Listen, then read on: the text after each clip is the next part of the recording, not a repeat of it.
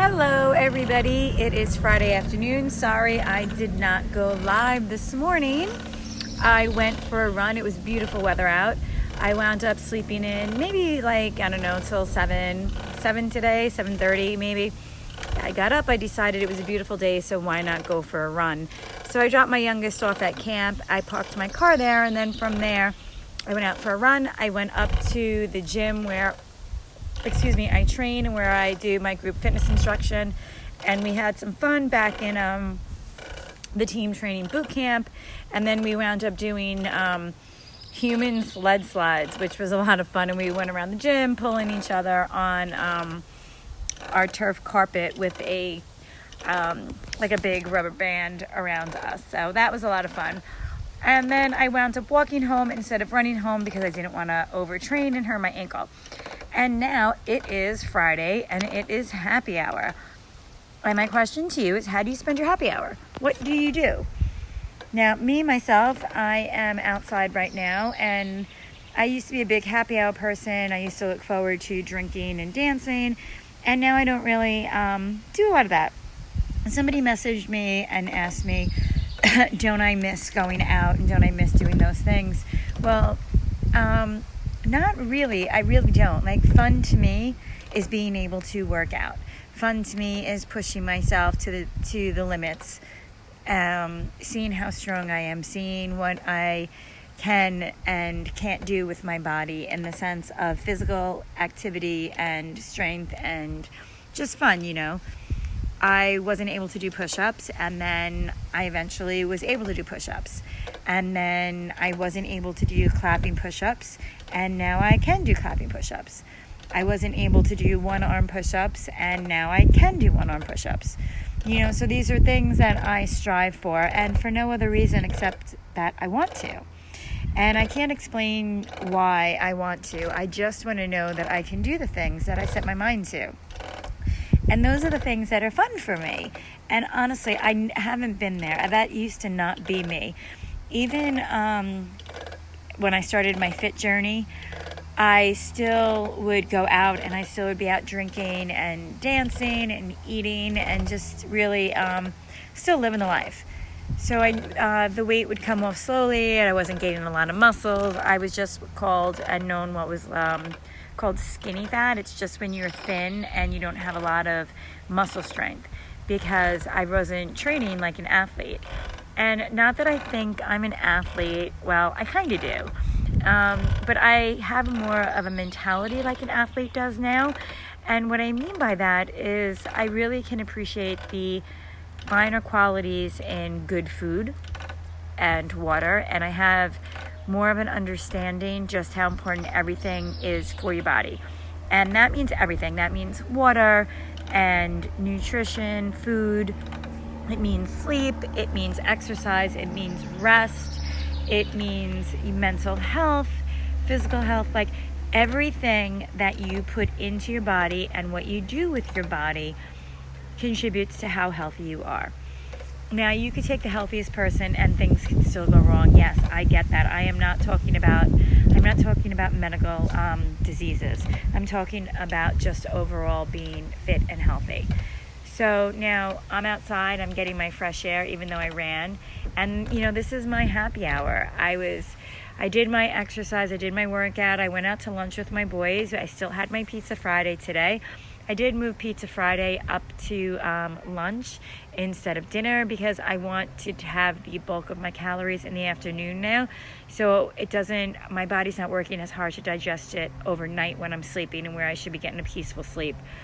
I notice when I have my treat days, and notice I say treat, I don't cheat. When I have my treat days and my treat snacks and meals, when I have them late at night, the next day I wake up and I'm really hungry bright and early, and I also wind up not feeling well. My stomach bothers me a little bit, so I don't want to eat them that late, so I already have them for the day. So I had my Pizza Friday. I will never give that up. There are certain things. Yesterday I had a half a bagel, so did I have a little setback having 2 days back to back?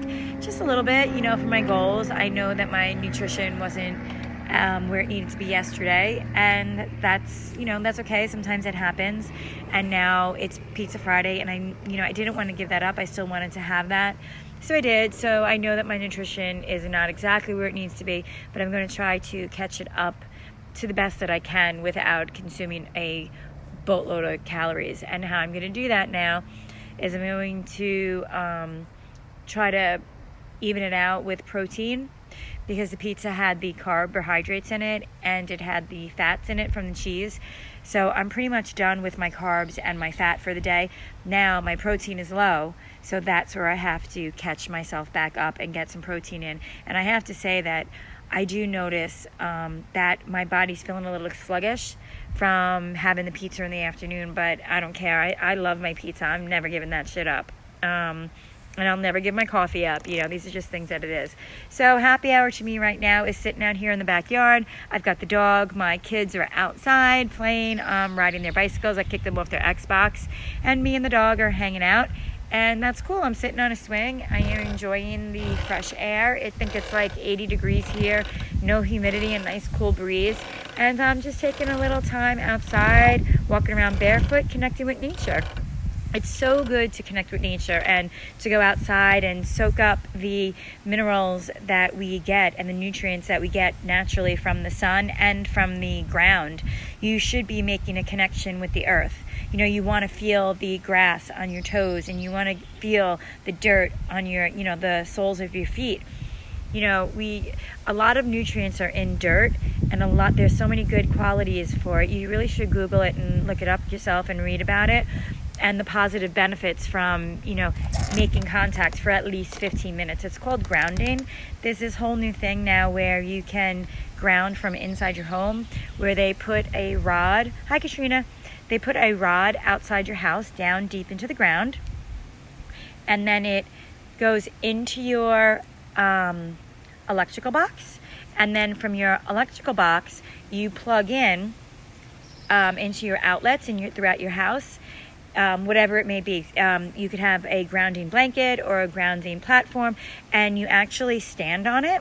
Or if it's a blanket, you can wrap yourself in it, and it gives you the benefits of being outside. Now, what's really crazy is that if you think about it, we are becoming creatures that live and hang out so much inside that they needed to create something called grounding, and they needed to create this rod that goes in the ground that you can then put your feet on a platform and get the same kind of effect as just being outside in nature.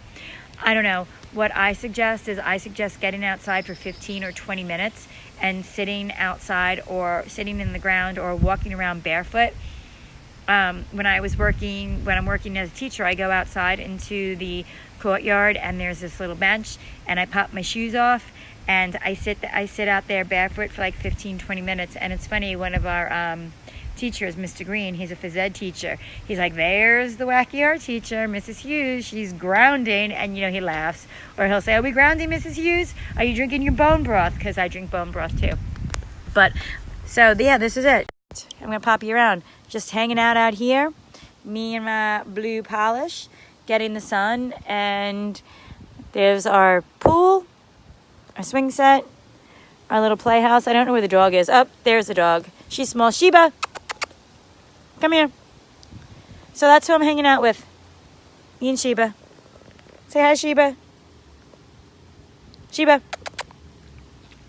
Hi, princess. All right, and that is, that's what I'm doing. Why bone broth? Oh, that's a great question. Bone broth has, first of all, it's similar to chicken broth, how it's good for you and has those good properties to it. But the thing about bone broth is that it is also high in protein, which is excellent. So it's warm, you have to warm it. It's warm. It has more health benefits than chicken soup does, and it is jam-packed with protein. And especially as we get older and when we're working out, we need the protein to build our bones. Bone broth. But yeah, look it up. It's a great read. I'm not gonna lie to you. Bone broth does not taste as good as chicken soup. I just take eight ounces of it, warm it, and chug it back. flavor is pretty good. No, it comes in, there is beef is a flavor. There is chicken as a flavor. There is bison. Some is made with bison. There's one that is turkey bone broth flavoring. Then they have like ones that have like specialty ones. There's like a bison, sage, celery one. The problem with those is you need to watch the sodium with the specialty flavored ones. So don't buy the specialty flavored ones because they are jam-packed with sodium, and we really don't want that. Really, if you just want some benefits of the bone broth, it helps with collagen. There's a lot of collagen in it, and collagen is good for our hair, skin, and nails. And that's why, anything for me, I just showed you my face, because anything for me that can help me look better, I am all about. And if I just have to drink 8 ounces of bone broth a day, that will help me. It helps us reproduce our own collagen because it's filled with collagen, and then that helps with the wrinkles and the clear complexion. So I honestly just get chicken, warm it, and just chug it back. To me, I'm not gonna lie, there's no getting used to it. Now I have a friend who absolutely loves it. She drinks it all the time. She loves it, and she sees the positive effects from it also, but she actually likes the flavor. You can make your own. If you take, let's say you have rotisserie chicken. Take your rotisserie chicken and you slow boil it. It takes like a whole day. Like you would have to start boiling it in the morning. And then I think the boil time is like 12 hours or something like that. And you can also crock pot it. But the crock pot would take a double session. Like I think the crock pot can be on for 12 hours. I think you need like 2 12-hour sessions with the crock pot. So once it shuts off, you'd have to turn it back on. So it's really, really long, because what you're doing is you're literally boiling the bones until like they're really falling apart and they're almost becoming non-existent, and then strain it, cool it, and drink it. So next time you go and throw away a rotisserie chicken, you can make your own. Just like you would make chicken soup or turkey soup when you take the carcass. Just have to boil it a whole heck of a lot longer. But that's it. So, all right, I am going to sign off. Thank you for watching. Any questions, please feel free to message here or message me privately. Thanks for watching, everybody. Bye.